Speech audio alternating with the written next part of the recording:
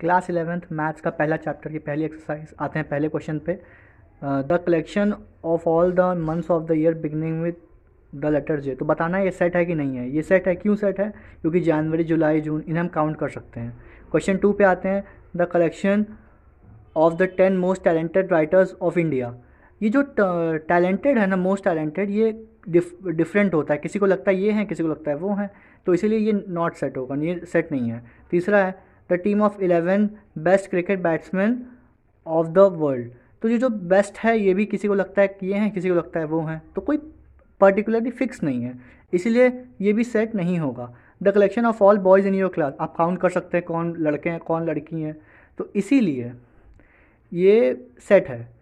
अब आते हैं इस क्वेश्चन पे। The collection of all natural numbers less than 100 से नीचे नेचुरल नंबर्स हैं, ये मैंने एग्जांपल दे दिया है और ये सेट है, ठीक है। A collection of novels written by Munshi Premchand. Munshi Premchand ji ने जो नॉवेल्स लिखी थी वो आप उन्हें पढ़ सकते हैं, आपको पता है कौन कौन सी हैं, तो ये डिफरेंट नहीं होगा, किसी को तो डिफरेंट नहीं होती हैं ये चीज़ें, आपको पता है कौन सी है कौन सी नहीं है, तो इसीलिए ये भी सेट होगा। The collection of all even integers, आप काउंट कर सकते हैं कौन से इवन इंटीजर्स हैं, तो it is set, we can count, it is set.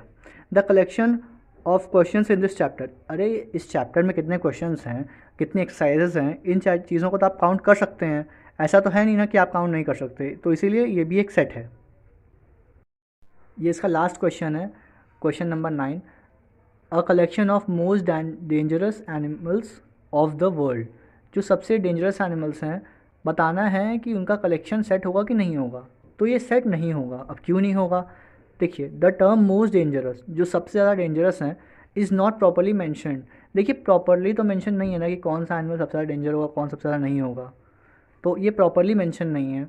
हालांकि हमारे दिमाग में एक फिनोमेना सेट है, लेकिन ये प्रॉपरली मेंशन नहीं है, तो इसलिए सेट नहीं होगा।